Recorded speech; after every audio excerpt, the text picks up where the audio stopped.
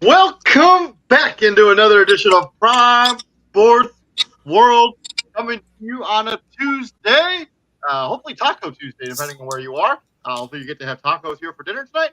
I don't know what I'm having for dinner, but we'll see. But that's what we're here to talk about. We're here to break down the Monday Night Football game we have watched last night, and then we're going to break open that book to week number 14, talk about some matchups going on in week number 14.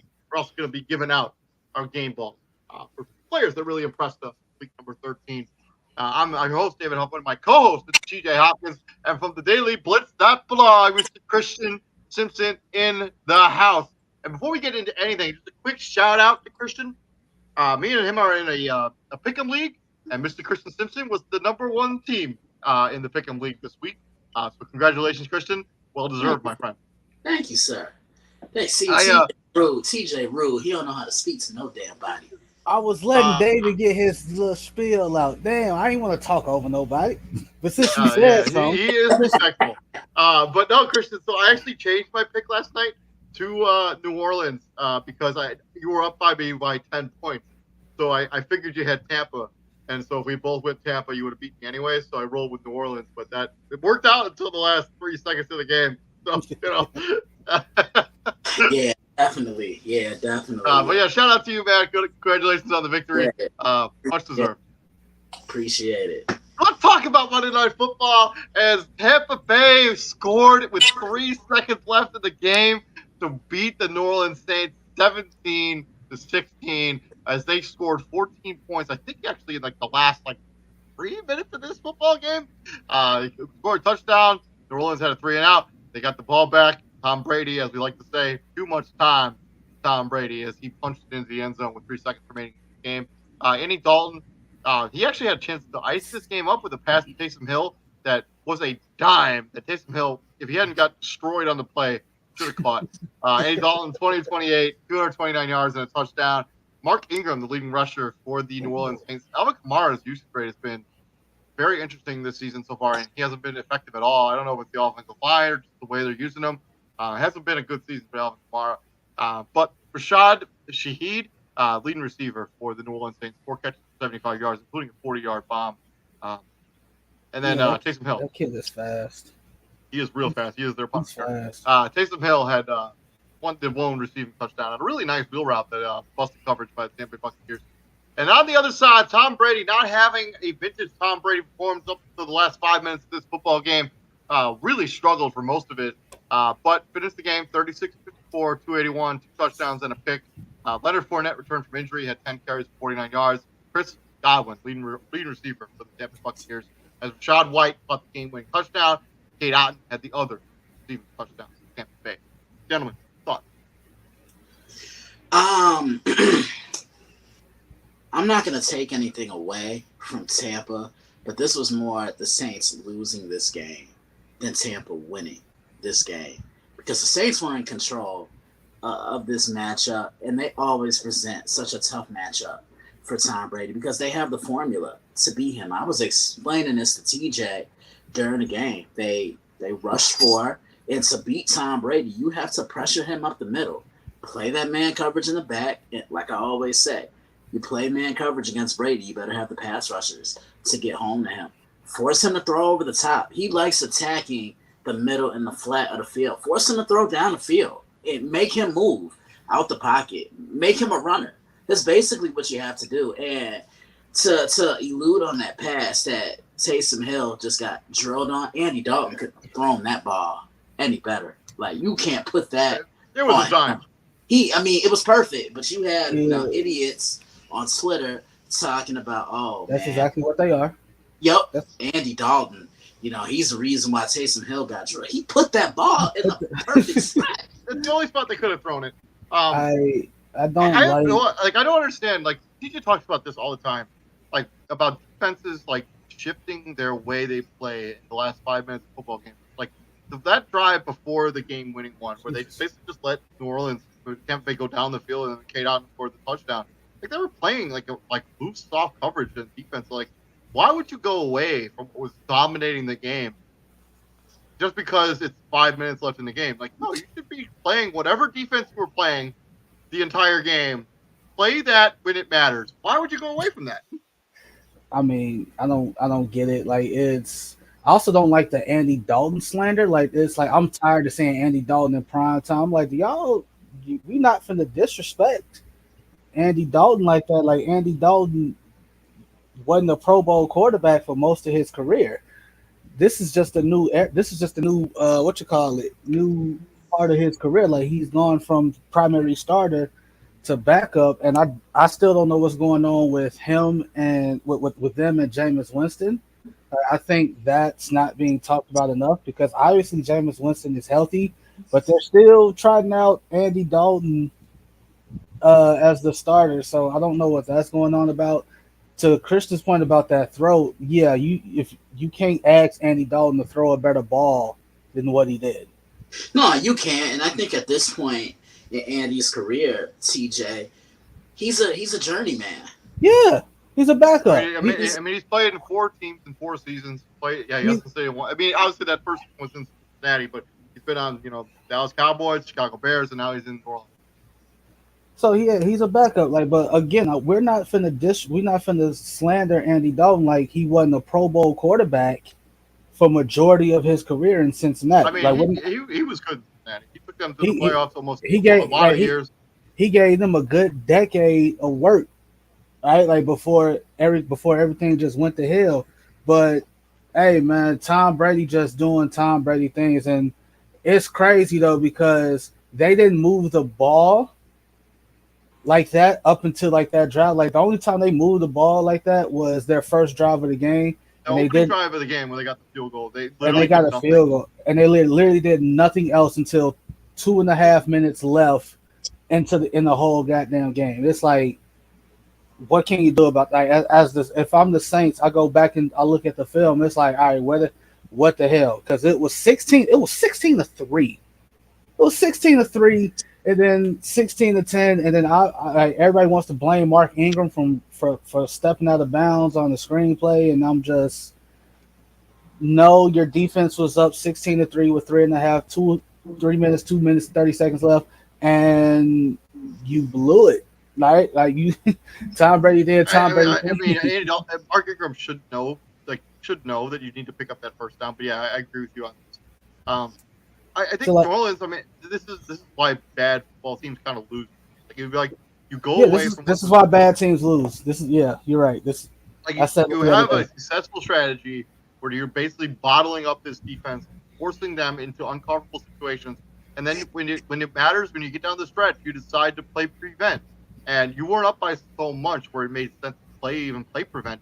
I mean, you're only up 14 points against Tom Brady, like with a lot of time left. Yeah, I don't like we talks about this all the time. Like, why would you go away from the defense that was bottling up this offense, forcing them to punt every single time they had it, to play a mix of prevent defense? It just doesn't make It's NFL teams do it all the time. It's offenses like if they get up big, they take their foot off the pedal, and it's like, all right, we're up 21. We're Well, gonna let's not pretend like the Saints were moving the ball like no, no, no, no, no, no, no, gangbusters. no. I'm not saying the Saints. I'm just saying in In general, general, right? yeah. Right, Like like Buffalo's teams. done this a few times where they take their foot off the pedal and like they let teams come back. Baltimore, same kind of idea. Minnesota, they get Minnesota. up big, and it's like, oh, it's what it's like. It's just, I don't get it. Like, no, stay on, stay on those. like you got up big. Damn, you got up big for a reason. He just dunked the shit out of Jared Allen. I'm sorry, I got the Lakers on, and Thomas Bryant just dunked on Jared Allen. It was beautiful. But yeah, I think this is also. I don't know who keeps stats like this, but like this is like so all of I think 40 Tom Brady comebacks in the fourth quarter, something like that. He broke he broke the tie with Peyton Manning, but apparently this is like the least amount of time that's ever been on the clock when he's won a game. Yeah, Like that's just I don't know. okay. Like So keeps stats like that. you know what you said about that new NBA award they just created, like Yeah. how they just pulling awards out their ass and whatnot just to this. That's kind of like that's what that stat feels like. It's like, all right, come on, man. Like who just knows that? Like who Like, does the research? and they do it right away. Like they're like, oh, well, Tom Brady's never had a game where he's got like there were only 3 seconds left in the game if he won a game. Like, oh, okay, like all right. Because first off, do you know how many games you have to comb through I to mean, get he's that had stat 40, about 40 time? game winners. You only have to really come from 40. That's still Only a lot 40. of games. Like, That's still a lot of games. but yeah, moving on from this game, let's talk about a little bit actually before we move on to Tampa Bay. They're like this is not a recipe for like their offense cannot play like this if they're going to beat upper echelon teams, right? No, they absolutely can't. Which is why I don't really trust them, like I did last year and 2000. You ain't gotta trust them. You just gotta trust that man. You just gotta trust that line man. I mean, outside of the last 5 minutes of this game, it was a borderline disaster for Tampa Bay. Like they're getting booed in their own stadium. Him and Todd Bowles are going at it about punting and like fourth down decisions. And thank God that punting decision ended up working out in the favor of the Tampa Bay Buccaneers. Can you imagine what would have happened if Tampa Bay had punted that ball away, that 4th and 10 that Izzy's like, oh, they got to go for this. I was like, no way. like they got to go for this. And they punted away and then they end up losing the game. Like the media would have been a firestorm. Oh, definitely. It would have been a firestorm. Like it would have been interesting. But yeah, moving on to game balls of the week. I'm going to jump on this first and go. I usually end up going last. I'm not allowing anybody to steal my thunder this time. My game ball goes to A.J. Brown and his revenge game against Tennessee. What? You don't want to pay me? You don't want to pay me? You want to trade me away? 8 for 119 yards, 2 touchdowns. And what did the guy do that you picked to replace me? Just pull up his stats real quick this game. It wasn't that. For damn sure it wasn't that. Traylon Burks did have a touchdown. He did get hurt on that touchdown play, but 1 for 25 when you could have 8 for 119. A.J. Brown has more receiving touchdowns than the entire receiving core for the Tennessee Titans. He has more yards receiving than the entire wide receiving core. He has more catches than the entire wide receiving core. A.J. Brown gets my game ball. Christian. Oh man, there were a couple choices I could have given it to, but yeah, looking at what I have written down, you give it to AJ Brown. I'm gonna give it to the guy that threw him the ball, Jalen Hurts. That was the best I've ever seen him look at any level. 29 of 39, 380 yards, 3 touchdown passes. Tennessee dared him. Tennessee said, "Look, you gonna win. You're gonna beat us from throwing it from the pocket." He accepted that challenge, and he did it up and down and left and right all day on Sunday. CJ. Devontae Adams, 8 for 177 and 2 touchdowns. He was pretty much a one man wrecking crew, like as he's been most of his life. Most of his NFL career, and he did that on 12 targets. He's him. He did that on 12 targets, right? Like, so you got cats out there like Jamar Chase. You got folks saying Jamar Chase, Justin Jefferson, AJ Brown. They the new guy. They the new top receiver in the league. Devontae Adams like, that's cute. Keep thinking that. Keep thinking just because we 5-7 and we ain't got a lot of eyes on us. Keep thinking, yeah, you keep thinking that. Devontae Adams has what's his numbers for the season? 1,176 yards and 12 touchdowns. He leads the NFL in receiving touchdowns. He's tied. Yeah, he tied for first. I don't know who he tied with, but he's tied for first. And he's fourth in the league. He's fourth in the league in yards. He's fifth in catches. Yeah, Devontae Adams. The fact that the Raiders have struggled this season has not been on Devontae Adams. No, it hasn't. Moving on from week number 13, let's talk about week number 14. And we start with Thursday. By the way, the 6 teams on a bye this week, including me and TJ, Chicago Bears, but the Atlanta Falcons, Green Bay Packers, Indianapolis Colts, New Orleans Saints, and Washington Commanders all on a bye this week. It's weird that like 2 weeks ago we had no teams on a bye. This week we have 6. Like, I just don't understand why we didn't have a bye like during that Thanksgiving. A lot of sense. But we start on Thursday Night Football. We got the Las Vegas Raiders going into Los Angeles to take on the Rams. 2 fairly disappointing teams. One of them way more disappointing than the other one. I think Los Angeles probably more disappointing than the Raiders. I think that's a debate you can have. But Baker Mayfield claimed off waivers by the Los Angeles Rams this morning. Apparently, the San Francisco 49ers didn't even make a claim on him. So I take back what I said about them being petty, which they still are. What are you going to do with Baker Mayfield? It doesn't make any sense. What are you going to do with John Wolford? Man, who knows? Obviously, the Raiders coming off that victory against the Los Angeles Chargers. Rams coming off falling to the Seattle Seahawks. Last time these 2 teams played was in 2018. Do you guys know who won that game? 2018. Probably the Rams. It was the Rams. It was 33-13, and this is when the Raiders were still in Oakland. But how do you see this one shaking out, TJ? Not that.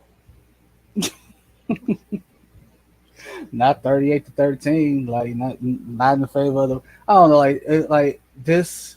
Everyone wants to talk about the Tampa Bay Buccaneers and how they got old. Basically, how it feels like they got old overnight. It kind of feels like that with the Rams, right? It feels like they got old and slow, literally overnight, right? Like we talk about it all the time, like the additions they lost in the off season, not really being able to replace those guys. The guys that you do have, once they get hurt, your depth is super duper thin, right? Like we've seen it. Like Matt Stafford's going through a bunch of stuff right now, right? Quarterback play has been non-existent. Allen Robinson might as well could have stayed here because what he's doing there could have been done here. He's done for and now he done for the season. I didn't even know that. That's just that's just like literally what he was doing there prior to him getting hurt. He could have stayed his ass here and did the exact same thing and probably for more money. I don't know. Jalen Ramsey doing a lot of talking, getting his ass burnt. Him and Jair Alexander are like 1 and 2 in targets, like targets and allowing big catches. So like it's like them two. So like if you burn them, you got them. Like you gonna get them. and it's another corner up there. I think it's like a three-way tie. But I do know Jalen Ramsey and Jair Alexander are in up there. I'm like, bro, you doing a little bit too much talking and not following it up with your play. I don't know what the status is with Aaron Donald because he didn't play last game. He's on IR. I would be shocked if he played again. Right? Like, yeah, your season's pretty much over. It's week 14. You ain't playing for nothing. So the Raiders, there should be no reason why the Raiders shouldn't win this game. Like the only thing that should have been exciting for this matchup is the Devontae Adams, Jalen Ramsey back and forth, and that's not even enticing anymore. Nope. I think the Raiders have a clear advantage in this game. I don't think the Rams. I know they need to win games because they give up their draft pick for Lions, but I think the Raiders are going to take. I do think it'll be closer. I don't know how close I expect it, but I think it'll be a pretty. Well, yeah, because it's the Raiders and they're gonna do Raider things, right? They're gonna.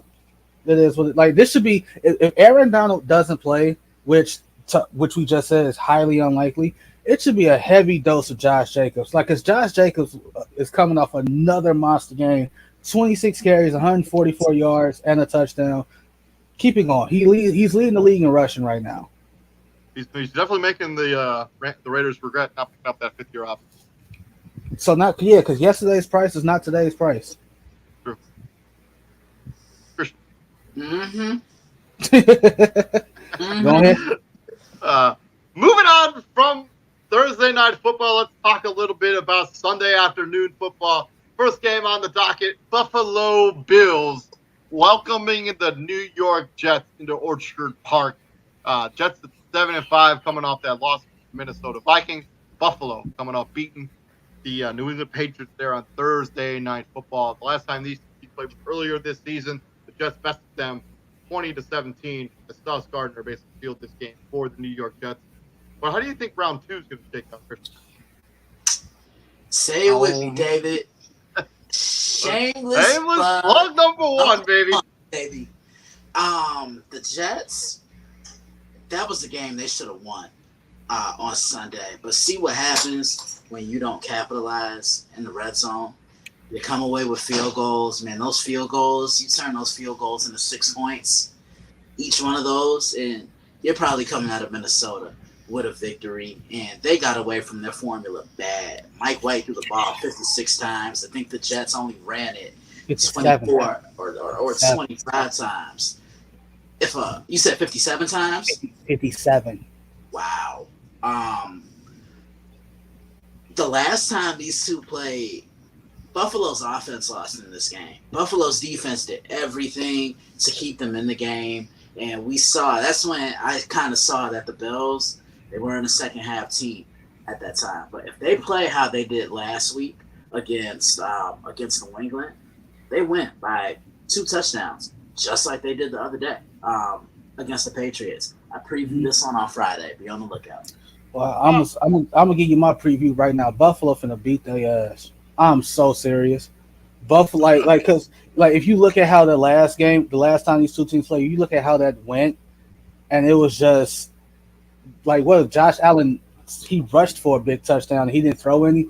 Yeah, Buffalo, they definitely feel like they let one get away. Buffalo finna beat their ass. I agree with you. Buffalo gonna beat that ass. I agree with TJ wholeheartedly on this prediction. I do not think Von Miller will play in this game. I do not think it matters. Buffalo's gonna beat their ass. They feel like they let one get away when they played the Jets a couple weeks ago. They took their foot off the pedal. They thought they were gonna win the game by default. This might be one of those beatdowns where you see the Buffalo Bills not punt the ball. Not punt the ball. Not punt the ball for the entire game. Moving on from that game, we'll talk about another divisional round. I think a lot of division matchups this week. First of all, we got the Cleveland Browns going into Cincinnati and taking on the Bengals. Cincinnati coming off beating the Houston Texans there in NRG Bank Stadium, whatever it's called now. Cincinnati beat the Kansas City Chiefs. Sorry. Whoa, wow. Last time these two teams played was earlier this season, and Cleveland punched Cincinnati in the mouth. Cincinnati never recovered. 32-13. John Watson now the starting quarterback for the Cleveland Browns. Cincinnati is now hitting their stride. I think they've won 5 straight. TJ.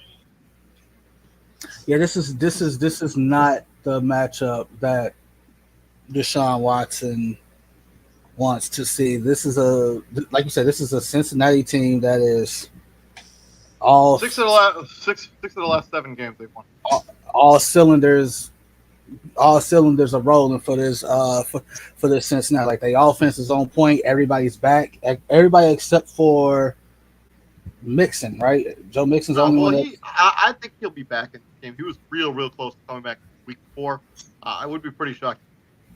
Well, I'm just for the sake of the bigger picture, let's just say he don't play, right? It's what's one more week, right?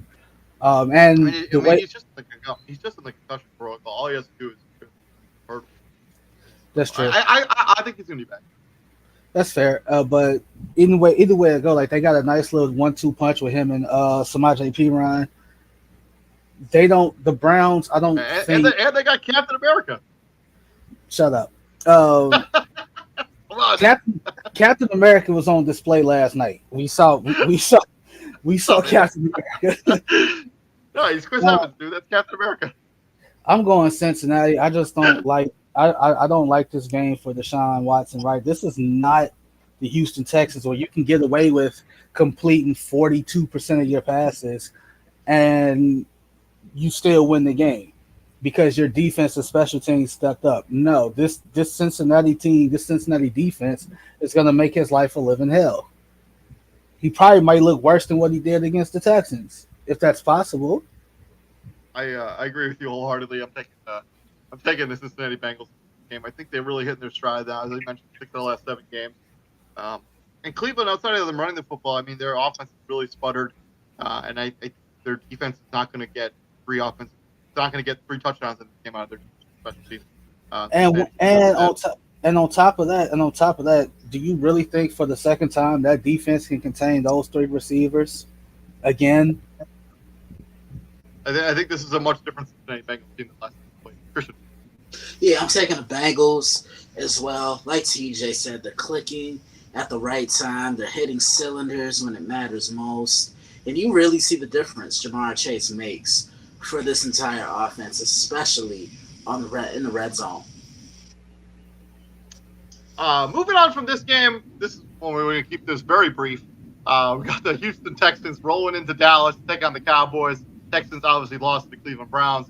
Dallas beat down the Indianapolis Colts on was it Monday Night Football or Sunday Night Football? One of those 2 nights. The last time these 2 teams played was in 2018. Do you guys know who won that game in 2018? I don't think it matters.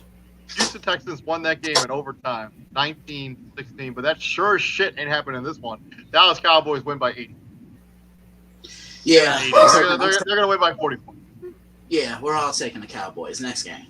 Moving on to another divisional matchup. We got the 10-2 Minnesota Vikings, fresh off beating the Jets, going into Ford Field, taking on the Detroit Lions, fresh off beating the Jacksonville Jaguars last Sunday. They're 5-7. The last time these teams played was earlier this season, September 24th, 2022. Minnesota edged out Detroit 28-24. TJ, how do you think this game's going to shake out for Minnesota and Detroit? Divisional foes going head-to-head. Pissed off Derrick Henry.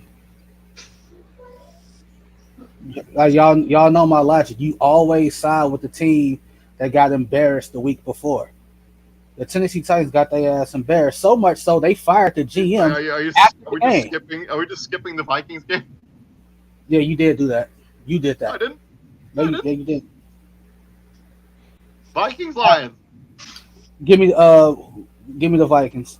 The Lions are nice. The Lions are nice. They put up a lot of points. They're gonna score, but they're still a young team. That's what they do. I'm curious as to how they're gonna use Jamison Williams because this is the second game.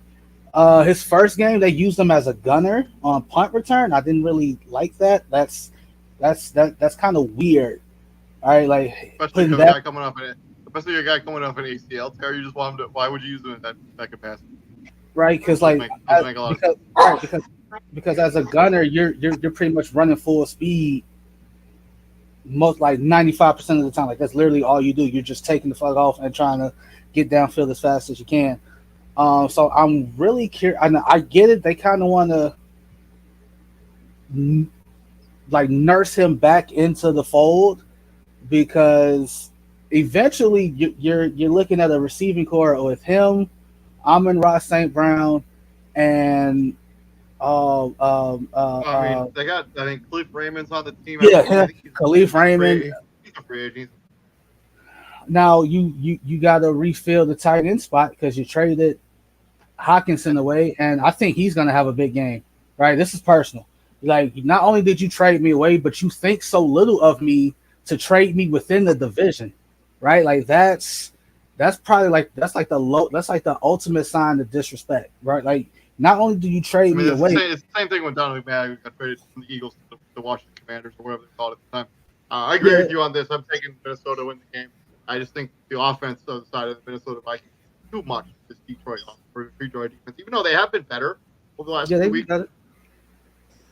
They have improved.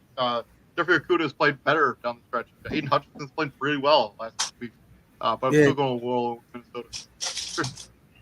I'm taking Minnesota, but I think the Lions make it interesting because I don't trust the Vikings defense. I agree with you on that. And then we're going to get into the AFC South matchup. Both teams coming off bad losses. Jacksonville getting beat down by Detroit, where they got hung up 40 points against them. And then they go up against the Tennessee Titans, who also lost big to the Philadelphia Eagles, 35-10. The last time these two teams played was last season. Tennessee blanked Jacksonville Jaguars 20-0 on December 11, 2021, basically a year ago, essentially. But TJ, go ahead now with the AFC. Yeah, pissed off Derrick Henry. Pissed off, like you always side with the team that gets embarrassed, right? Like they got embarrassed. Well, Jacksonville so much so because didn't Trevor Lawrence get hurt? Did he even finish the game? Let me double check. Yeah, Trevor came back in that he game. Came back. Here's the thing.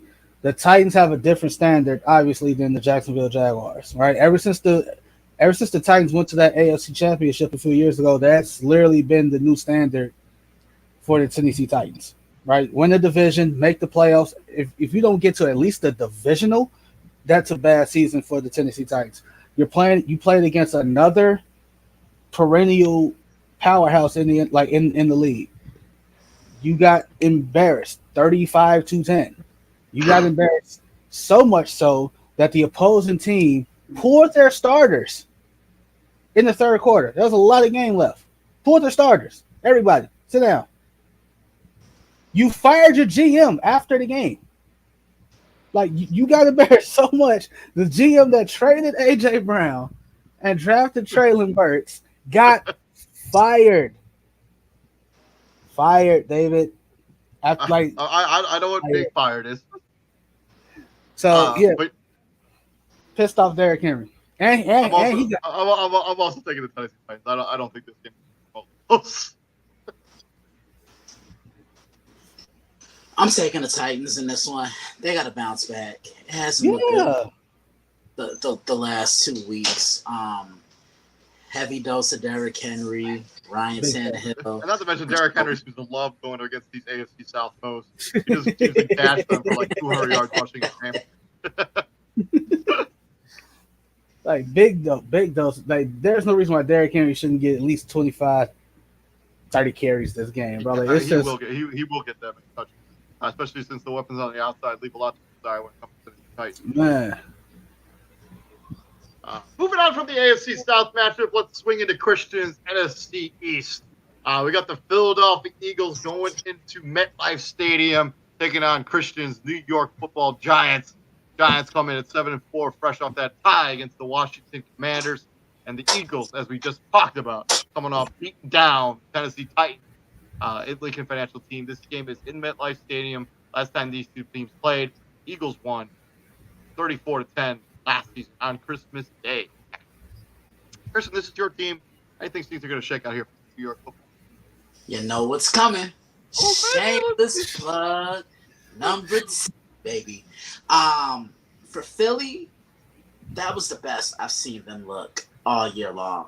Balanced on offense, and Jalen Hurts showed you he can throw the ball from the pocket. And I can't say this enough about AJ Brown. His impact and his his role on this team is so similar to Terrell Owens back in 2004. He's just changed the entire dynamic of that offense and the entire dynamic of that football team. That defense is fast and physical, and they control things on both sides of the ball. As far as the Giants, they're almost like the Patriots in the NFC. They don't have that receiver that can hurt you. You know, they dink and dump it. They run the football, but they don't have a guy that can stretch the field. That was supposed to be Kenny Golladay. He's been all but that. I preview this one tomorrow. Be on the lookout for it. What you should try to do is buy tickets to the game. Anyway,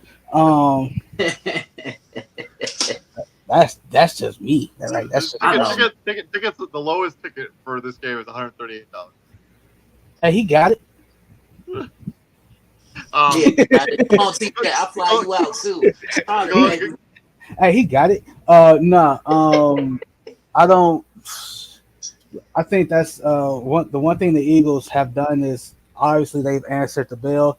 It's when you decimate a team, right? When you decimate a team and then you follow it up, it's like that. Like that's the question. Like, hey, can you do it again? Like we saw with Dallas, they beat the Vikings 40-3, and it's like, all right, beat this team 40-3. Like beat this lesser team 40-3, and they didn't do it. I don't know how you would rank the Giants and the Titans. Like, would you put who would you put ahead of who in that situation?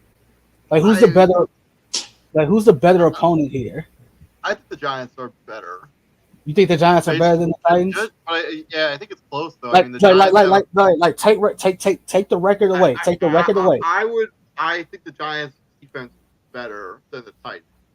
And when you look at their offense, they're very simple. They both have a bell cow running back and not a lot else. That's true. And I think the Giants' defense is slightly better.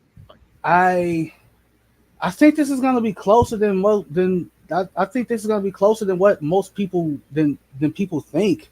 These NFC East teams, they always play each other tough. Obviously, we know one of the better memories of this game in MetLife Stadium was the Deshaun Jackson. Oh man! I'm sorry, David. Mute his microphone. Sorry. That's one of my memories too of this matchup. Like the final game of the season, you kick it to Deshaun Jackson, and he just splits the Red Sea. Like especially because what's his name told the punter he bobbled the punt, and then he just hook it to the house. Like, whoop. So I'm gonna need him one day. He said we gonna need him one day. Hey man. We can't deal with Cradle Cobb memories. Wait. I swear to as much as he played that Aaron Rodgers, what are you talking about?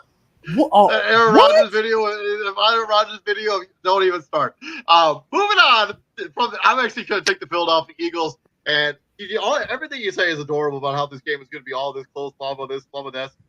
This Giants offense is so lethargic at times if Saquon Barkley doesn't have it going. It is. Like that's the Eagles thing, though. The Eagles beat down the Giants. Sorry, Christian. I'm rolling with the Eagles. They win. I don't think there's anything to apologize about. I don't even think he's picking the Giants to win this game. He didn't say. We'll find out. We will find out tomorrow on dailyblitz.blog, won't we, Christian?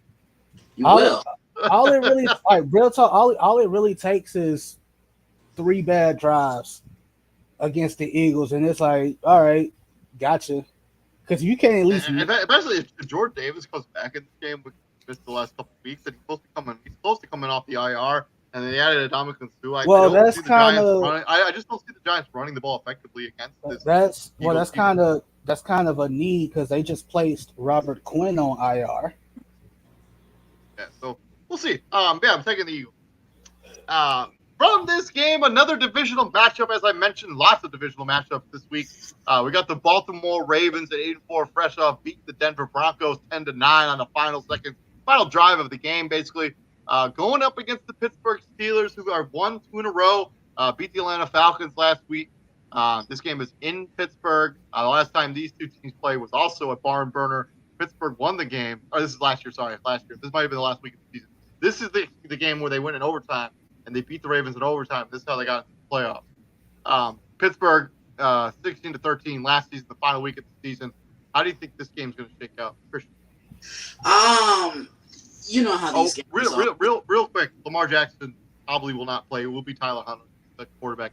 Yeah, you know how these matchups are between these two. They're hard hitting, they're physical. These teams have respect for one another, but they don't like each other when they're on the field. The Steelers have been turning it around. It's been a heavy dose of Najee Harris. It's been Kenny Pickett slowly but surely learning the ins and outs of the pro game. And to be honest with you, I haven't liked the way the Ravens have looked the last couple of games. Let one slip through their hands in Jacksonville, and they should have won by more against Denver. Plain and simple. There's no excuse. 10-9 isn't acceptable. I'm going to take the Steelers in this one. Christian, you stole my thunder. I'm taking the Pittsburgh Steelers to win this game, too. I liked what I've seen out of the Pittsburgh Steelers last couple weeks. I know they haven't beaten the best opponents ever, beating the Atlanta Falcons and the Indianapolis Colts in back-to-back weeks. But their defense has been really legit. Getting J. Watt back looks like – I know he's been a little bit banged up. I'm rolling with the Pittsburgh Steelers. I think they win. The Ravens have been up and down. Probably the most up and down team this season. Tyler Huntley is pivotal as to why you have a backup quarterback that matches your starter's play style. He's not really mobile. He's mobile but enough. Not that many people are Lamar Jackson mobile. So, so like that's a high standard, right? So, bottom line is when Lamar's out, and Tyler Huntley's in, they don't really have to change much about their offensive scheme. Tyler Huntley can run the same offense, right? So it's also not like, so if I'm Pittsburgh, I know Lamar's not playing, but that don't mean I can just cakewalk through this thing and think I got an easy dub. Like, it's not finna happen. Not gonna happen at all, right? So because Lamar is out, Pittsburgh should win. Notice I said should. Where's this game at? This game is in Pittsburgh, so yeah, you definitely should win. All right, especially if you this is definitely one of those games all right, you got to jump out on them early. You got to get up, you got to get ahead. You got to let that defense, you got to let TJ Watt. I forgot the other pass. Is it no, it's not Melvin Ingram. What is his name? Why is his name escaping me? But anyway, you got to let their pass rushers basically pin their ears. Hayward was one of their other pass rushers. So I don't think he's talking about. But either way, you just got to let them pin their head back and, hey, go get them. Like, you jump out early, go get them. So I'm going to take the Steelers. I'm going to take the Steelers by a touchdown. You might be talking about Larry Ogunjobi or Alex Highsmith has been really good for them this year. Didn't have the quarterback. So yeah, but it don't like whoever the pass rushers are. Hey, you got to jump out early. You got to set the tone early. You got to go get them, right? Like, this is because if I'm the Steelers, I look at it like this: like, I'm still not out of it yet. True. I mean, there are a couple. I mean, there's still a chance they can have a winning record. So I think that's got to be high on Mike Tomlin's priority. Moving on from this game, we talk about the late afternoon window. We got the Kansas City Chiefs, another divisional matchup. Kansas City coming off that loss against the Cincinnati Bengals, going into Denver, taking on the Denver Broncos, coming off that loss. Who's this? Baltimore Ravens. Kansas City, Denver. The last time these two teams played was the last game of the season last year. So Tampa Bay and San Francisco, Christian. Yeah, we're all taking Kansas City. That's a scoop right there. Fine. Tampa Bay and the 49ers. Tampa Bay coming off that win against New Orleans Saints at the Bell. San Francisco 49ers obviously beat Miami Dolphins. They're on Monday Night Football. Or not Monday Night Football, Sunday Night Football, whatever. An impressive game. Brock Purdy probably will be the starting quarterback for the San Francisco 49ers in this game, as they did not sign anyone. And they did not get Baker Mayfield. I still feel it's pretty petty of the Rams to sign him Well, keep away from the 49ers. But maybe the 49ers were like super low on the waiver wire. Like you get what I'm saying? they were, but for the Rams to even claim it at all, because they had to have known that San Francisco was going to need to get a quarterback. They're not going to roll with Brock Purdy. Probably not, at least. They I ain't just got think nothing. it's Hey, they it's ain't one got of it's one of those things, man. Where if they I'm ain't the got Rams, I'm nothing. like, let me just stick it to the 49ers one more time. I'm sure that's the thing that happened. They ain't got nothing. Last time these two teams played was in 2019. San Francisco won 31-17. Christian, how do you think this game's going to shake out? Well, I look at Tampa. They can't play how they did yesterday on Sunday, expecting to win. This is a much better defense that you're going to see. This is a much better football team that you're going to see. The 49ers, they're clicking, just like the Bengals, like TJ said, hitting on all cylinders. They're running the ball.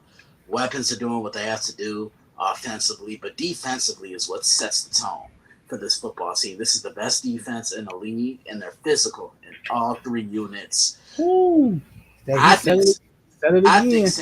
I think San Francisco beats them. They have that formula to get after Brady. That pressure up the middle, keeping him in that pocket, forcing him to hold on to the ball. He's going to get hit quite a bit in this one on Sunday. He said it. Hey, I would Jimmy have Garoppolo loved avoided the absolute worst part with the Liz Frank injury. He will not require surgery, so there is potential that he could turn at some point this season, as he avoided the Liz Frank fracture, which is the injury that Chet Holmgren suffered. It's also the injury that Kevin Durant suffered a few years ago. So that's a positive sign there for the 49ers, as they will get their quarterback back. So just keep it close until that happens, because they're still in the hunt of it. That's if everything goes. What you call it? Tampa Bay has some problems on offense and on defense, and the bigger problem is the fact that their offensive line can't block anybody. And when you go up against the San Francisco 49ers, that's an absolute problem. I'm actually going to roll with the San Francisco 49ers too. I think this will be a low scoring. I think whoever gets 10 points first in this game, I think San Francisco will win this game. And I know I've learned my lesson about betting against Tom Brady, but I'm going to do it again here one more time. TJ has a hearty chuckle at my expense. Yeah, it's yeah, if you're Brock Purdy, you pretty much just got to. I ain't gonna call him. The analogy that everybody else likes to use with average to below average quarterbacks is be Chris Paul. Like just get the ball to your playmakers. Don't turn it over. Timely decisions, all that good stuff, right? Like just in this situation, Brock Purdy, get the ball to Debo, get the ball to Ayuk, get the ball to Kittle, get the ball to Christian McCaffrey. It's probably going to be a super run-heavy game, as much as the Tampa Bay Bucks allow it to be. I was really looking forward to that Nick Bosa Tristan Wirfs matchup, because that would have been must-see TV. But I do think Tristan Wirfs has an opportunity to potentially play. He avoided the really bad. And even then, like that's a hell of a game to come back to, right? But it's but at the same time, this is why you're going to be this is why eventually you're going to take over as the highest paid left tackle in football. Like this, you're paid to block these guys, right? This is Tampa Bay. This is Tom Brady basically going home. This is a homecoming. We all know the story. This is the guy. Like this is Tom Brady. This is where he wanted to go. Me personally, I don't think he wanted to go to Tampa. I think he wanted to go back home to San Francisco. Giselle wanted other things, namely him to not play football anymore, but she also wanted him to go to Miami, but that didn't happen. When he finds out that San Fran is sticking with Jimmy G, and he's like, "Oh, you're sticking with that MFer?" Like, yeah, we know who that MFer was, and it was Jimmy G. Nah, supposedly they were saying that was Derek Carr. Really? So he's gonna go. They were saying that was Derek Carr. So we still don't know. No, I mean, because Brady wanted to go to the Raiders. I thought he wanted to go to San Fran. Well, San Francisco was his childhood. He was a fan of the San Francisco 49ers as a kid. Because another story that we always hear was like the Dwight Clark catch game against the Cal. He was there.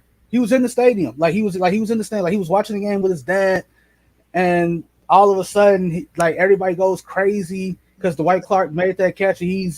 Fans are drunk. They jumping up. He gets like he said he had like a cup of beer doused him because fans are celebrating. He's just sitting there crying and whatnot because he got the beer spilled on him. But I don't like San Fran shouldn't win this game. I just don't like what I'm seeing from San Fran offensively. Right, San Fran is not going to allow you to march down the field with 2 minutes and 30 seconds left to not just tie the game but to win the game. That's not going to happen here. No, I mean this is not going to happen. No. Moving on from this game, let's talk about the final game in the late afternoon window. This is not a divisional matchup. It's the Carolina Panthers coming off their bye, going into Seattle, taking on the Seahawks 7-5, fresh off beating the Los Angeles Rams. Carolina obviously just released Baker Mayfield. Sam Darnold will probably be the guy for the remainder of the season. Last time these two teams played was in 2019, actually.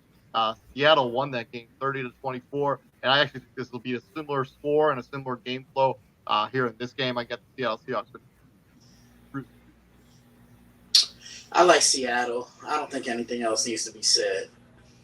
I will say this. I don't know how Carolina's season would have gone had Sam Darnold been healthy the whole time. But let's be honest. The only reason they got Baker Mayfield is because he was hurt. Hurt. No. Yes. No, Sam Darnold was healthy. No, he wasn't. It's a high ankle sprain. No, he wasn't. Yes, he was. Yes, he was. No, he wasn't. He didn't get injured for the final preseason. He didn't get injured to that final preseason game. Yeah. And he was out that whole. So you mean to tell me healthy Sam Darnold sat on the bench for that long? Make it make sense, David. No, he got hurt in the last preseason game. That's why he missed some time. He got carted off, but they already had traded for Baker Mayfield by then. That's what I just said, though. Sam Darnold was probably going to be the starter. No, he wasn't. Yes, he was. Sam Darnold was going to be the starter. His injury just opened the door for Baker Mayfield, and he couldn't even keep the job over PJ Walker. So miss me with all that. I mean, you're not wrong. Seattle should definitely win this one. I don't know by how much. Right, like Seattle should win this one. Moving on to a game that was flexed into Sunday Night Football. The original Sunday night game was supposed to be Chiefs at Broncos. Thank God. Then they seen the Broncos play this season. They're like, nah. So it's going to be the Miami Dolphins going up against the Los Angeles Chargers. Both these teams are coming off taking L's. Miami obviously losing to San Francisco. Chargers losing to the Las Vegas Raiders there on Sunday. Last time these two teams played was November 14, 2020. That's 2 years ago. Miami Dolphins edged out the victory 29-21. Christian, how do you think this game's going to check out? All right, here's the finale. Shameless plug number 3. Miami got punched in the mouth last week. I think we all expected that because look what they were playing. The best defense in the league. They just did such a great job at frustrating Tua. Now you're playing a defense that's not as strong. If anything, they're the complete opposite of the San Francisco 49ers because the Chargers can't stop the run. For sure they'll the complete opposite of that. Because they beat the hell, too. Right. The Chargers can't stop the run. I expect Jeff Wilson to really be a factor in this one. I think Tyreek Hill has a pretty big game because he knows this Chargers defense from all his years of playing with the Kansas City Chiefs. The Chargers, you just never know what you're going to get from them. And they still continue to show me each week that they're not ready for that big moment. I previewed this one on Thursday. I can't even say that they're not ready. They just can't. So many injuries this. They just can't stay healthy. Before they signed in free agency, Joey Bosa missed every game but one. I mean, they're all, Keenan Allen missed most of the season. Mike Williams has been out. Rashawn Slater is now out. Like this has been a team, and then they went through defensive tackles galore. Basically, every week they were having to replace a new defensive tackle. We have not really gotten a chance to see what this Charger team could have been if they had been fully healthy the entire go, which is really important because they have some talent there. Miami. Yeah, I was kind of saying that. A couple of days ago. Right, like the AFC West was supposed to be the hardest division, right? Like it's already disappointing that what the Broncos have put on the field, right? That's disappointing in itself. So disappointing to the point like they just got flexed from the Sunday night game, right? Like that, like That's just so sad and frustrating that you're reduced to, all right, you're gonna get the 3:30 slot now. Yeah. We're moving you up 3 hours because we are not going to put fans through another Bronco primetime game, especially a game Right, where you're another Bronco game period. Like, period, right? Oh man, this this has such a potential shootout matchup. I don't think the Chargers have enough to keep up offensively, man. Like just like the Eagles, if you have 3 drives against the Dolphins where you don't score or you don't move the ball, and they do, good night, man. Like I don't see it. And it's crazy that a defense with Xavier Howard, Byron Murphy, now Bradley Chubb, and what is his name? The DT, the Christian Christian Wilkins. right. Like it's crazy that a defense with all that star power, it's not even what you call it. It's not even the headliner. Everybody's focused on the Dolphin offense and what can they do this week. I mean, they're a top 4 defense or offense. So, Their, currently ranked their defense is top 4. Or their offense is top 4. No, they're top. They're offense, of course. Oh, the offense top. Okay, well you said offense defense first, and then my bad. Go ahead. I mean, but the Chargers have a real problem here with stopping the run. Christian alluded to. I mean, they've given up big running plays to a bunch of people they played. Miami is going to run the football with Jeff Wilson and Raheem Mostert. I think this game could be a shootout, but I think the Dolphins will make enough plays to get the Dolphins bouncing back from, which is a pretty disappointing against the difference of 49ers Dolphins. Well, yeah, it's the Chargers defense. It's all right. We just gotta slow down Khalil Mack, and Teron Armstead is not there to help that. Teron Armstead's out. They're dusting off Eric Fisher. For what it's worth, and I'm pretty sure Khalil Mack, he knows Eric Fisher's game, in and out. I would hope so. So, yeah, I mean, I think we're all picking the Dolphins, but let's be honest. Would we be surprised if the Chargers eked one out? Would we? No, I wouldn't. I wouldn't be actually. Christian? Exactly. No, we wouldn't, but because anybody can be beat in this league. But I also want to know, how does JT Daniels have eligibility? Like, that's a conversation for another day. Go ahead. I'm sorry. Moving on to the Monday night game. We got the New England Patriots going into Arizona, taking on the Cardinals. New England obviously getting beat by Buffalo there on Thursday Night Football. Arizona, I think, is coming off their bye.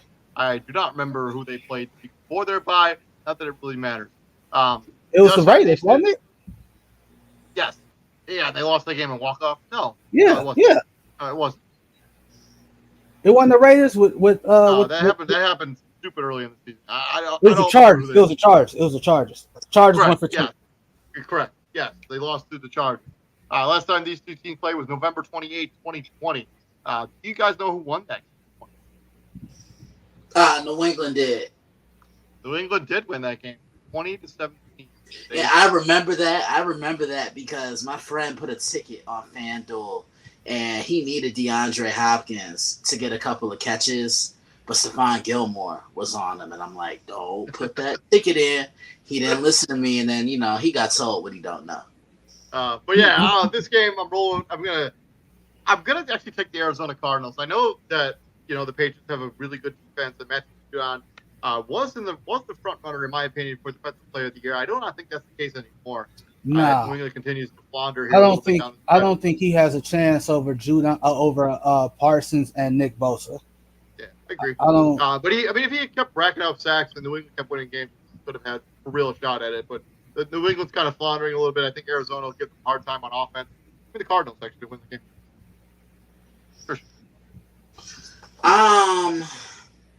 This is another one that could go either way, man. What's with all these terrible primetime games? Like, does this scream intrigue to you? Like, does it? No, it doesn't. But they're not allowed to flex Monday night. So they have to. I'm gonna take New England because I think that defense is just gonna prevail. They'll shut down DeAndre Hopkins. Mac Jones will do just enough. If the Cardinals don't win this game by at least a touchdown, Cliff Kingsbury got to go. I think he's gonna get fired. I think he's gonna get fired. No, what's his name? J.C. Jackson. No, he ain't even there no more. What's you pretty much throwing out rookie corners against DeAndre Hopkins, John Jones, and, Jack Jones, and Jack Jones. like you throwing out rookie corners and young safeties against DeAndre Hopkins and Hollywood Brown's back. and Hollywood Brown back.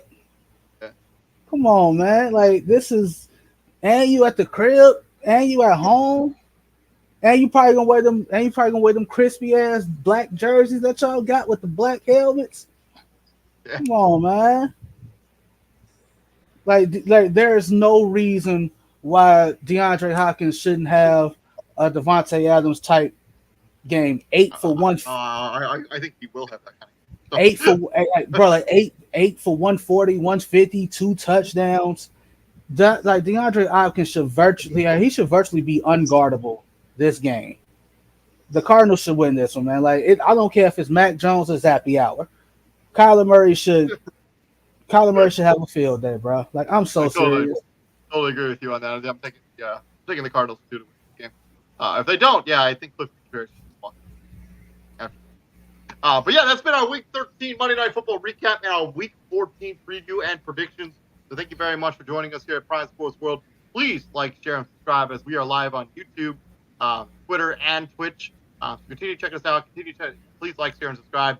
I've been David Huppin right there. Is from Daily Blitz Blog, Mr. Christian Simpson, and my co-host, Mr. DJ Hopkins. Gentlemen, what we do here at the Prime, my friends? We bring the heat. And we do. And we upset folks. So shout out to U of I. They just upset number 2 Texas at the Jimmy V Classic at the Garden. Christian, if I was you, I'd be at the Garden right now.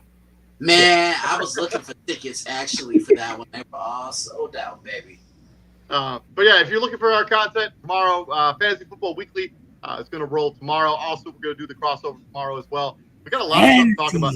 We got a lot of stuff to talk about in the NBA. We got to talk about Anthony Davis' recent resurgence, Brett Young, and Nate McMillan. We got to talk about AD. We got to talk about this new Nate McMillan, Trae Young stuff. We got to talk about that. We got to talk about this new award that they just came out of nowhere with. But yeah, we're gonna break down some crossover stuff in the NBA tomorrow, so don't want to miss that content. Thank you very much for joining us. We'll be back here tomorrow. You guys all have a good night. Stay safe out there.